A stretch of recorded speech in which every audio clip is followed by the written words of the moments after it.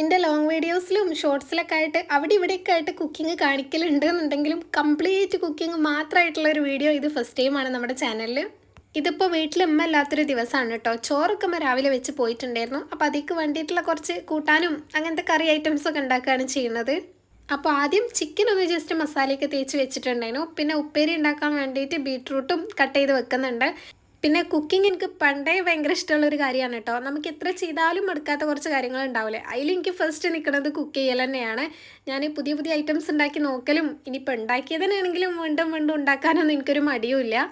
അതേപോലെ തന്നെ നമ്മളെ വീഡിയോസിൽ ഇങ്ങനെ കുക്കിംഗ് ക്ലിപ്സൊക്കെ ഇൻക്ലൂഡ് ചെയ്യാനും എനിക്ക് ഭയങ്കര ഇൻട്രസ്റ്റ് ആണ് കേട്ടോ. നിങ്ങളധികം എൻ്റെ ഡേ ഇൻ മൈ ലൈഫിലൊക്കെ എന്തെങ്കിലുമൊക്കെ ആയിട്ട് റെസിപ്പി ചെയ്യണത് കാണലുണ്ടല്ലോ.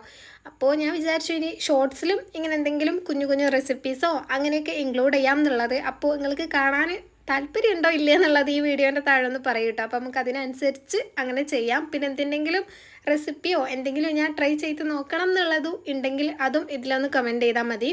അങ്ങനെ ബീട്രൂട്ട് ഉപ്പേരി റെഡി ആയതിന് ശേഷം ഞാനിത് ആ ചിക്കൻ കറിക്ക് വേണ്ടിയിട്ടുള്ള ഉള്ളിയൊക്കെ അരിഞ്ഞ് അതും വാട്ടാൻ വേണ്ടി വെച്ചിട്ടുണ്ടായിരുന്നു. ചിക്കൻ കറിയല്ല കേട്ടോ, റോസ്റ്റ് പോലെയാണ് ചെയ്യണത്.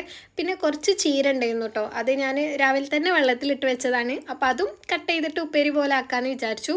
പിന്നെ ഞങ്ങളെ ഈ മലപ്പുറം സൈഡിൽ തോരൻ, മെഴുക്കുവരട്ടി അങ്ങനെ എന്താണെന്നുണ്ടെങ്കിലും അതിനൊക്കെ ഒരൊറ്റ പേരേ ഉള്ളൂ, ഉപ്പേരി. അപ്പോൾ അതുകൊണ്ടാണ് കേട്ടോ എല്ലാത്തിനും അങ്ങനെ പറയണത്.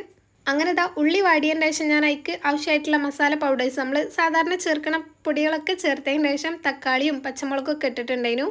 പിന്നെ ചിക്കനിലും കുറച്ച് മസാലപ്പൊടികളൊക്കെ ചേർത്തിട്ടുണ്ടല്ലോ, അപ്പോൾ അതിനനുസരിച്ച് ഇതിൽ കുറച്ചിട്ടാണ് കേട്ടോ ആഡ് ചെയ്തിട്ടുള്ളത്. പിന്നെ ആ ചിക്കനും കൂടെ ഇട്ടിട്ട് തീ കൂട്ടി വെച്ചതിന് ശേഷം ഒരു 2-3 മിനിറ്റ് ഒന്ന് നല്ല രീതിയിൽ ഇങ്ങനെ വഴറ്റിയെടുക്കുകയാണ് ചെയ്യണത്. പിന്നെ അയക്കുന്ന ആവശ്യത്തിനുള്ള കറിവേപ്പിലും കൂടി ഇട്ടിട്ടുണ്ടായിരുന്നു. ആവശ്യത്തിനെന്ന് പറയാൻ പറ്റില്ല, ഞാൻ എപ്പോഴും കുറച്ച് കൂടുതൽ ഇട്ട് കൊടുക്കും. അതവിടെ ആവുന്ന സമയം കൊണ്ട് തന്നെ ഇപ്പുറത്ത് ഞാൻ ചീരയും കൂടെ കുക്ക് ചെയ്യാൻ വെച്ചിട്ടുണ്ട്. അപ്പോൾ ഇതെങ്ങനെയാണ് ഉണ്ടാക്കുക എനിക്ക് വലിയ ഐഡിയ ഒന്നുമില്ല കേട്ടോ, കാരണം ഫസ്റ്റ് ടൈമാണ് ഞാൻ ഈ ചീര ഉപ്പേരി ഉണ്ടാക്കുന്നത്. അപ്പോൾ എനിക്ക് തോന്നിയ പോലെ അങ്ങനെ ചെറിയുള്ളിയും പച്ചമുളകൊക്കെ ഇട്ടിട്ട് ജസ്റ്റ് വെളിച്ചെണ്ണയിൽ വാട്ടിയതിന് ശേഷം ചീരയും ഉപ്പും ഇട്ടിട്ട് അങ്ങനെ കുക്ക് ചെയ്തെടുക്കുക കേട്ടോ ചെയ്യണത്.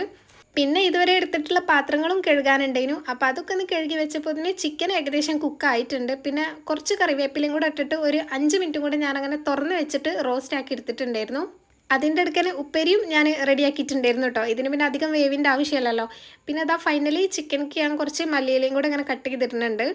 അങ്ങനെ എല്ലാം സെറ്റാക്കിയിട്ട് പിന്നെ ഞാൻ പെട്ടെന്ന് പോയി കുളിച്ചൊന്ന് ഫ്രഷായി വന്നതിന് ശേഷം ചോറ് വയ്ക്കാൻ നിൽക്കുകയാണ്. പിന്നെ ഇത്രയും കുക്ക് ചെയ്തതല്ലേന്ന് കരുതിയിട്ട് ഇനി വിളമ്പുന്നതിൽ ഭംഗിക്കുറവൊന്നും വേണ്ടല്ലോ വിചാരിച്ചിട്ട് ഞാനിങ്ങനെ അതാ ഒരു ബൗളിലൊക്കെ എടുത്ത് കുറച്ച് ആർഭാടാക്കിയിട്ട് അങ്ങനെ വിളമ്പിയിട്ടുണ്ടായിരുന്നു. അങ്ങനെ കുറച്ച് ചോറും കുറച്ച് ചീരപ്പേരിയും കുറച്ച് ബീട്രൂട്ടും പിന്നെ ഒരു പീസ് ചിക്കനും എല്ലാം കൂടെ മിക്സ് ചെയ്ത് കഴിക്കുകയാണ്. കുറച്ച് തൈരിൻ്റെ കുറവും കൂടെ ഉണ്ടായിരുന്നു. പിന്നെ കുറച്ച് അധികം ലേറ്റായി കഴിക്കണോണ്ടാണോ എന്നറിയില്ല, സംഭവം എന്തായാലും നല്ല ടേസ്റ്റ്.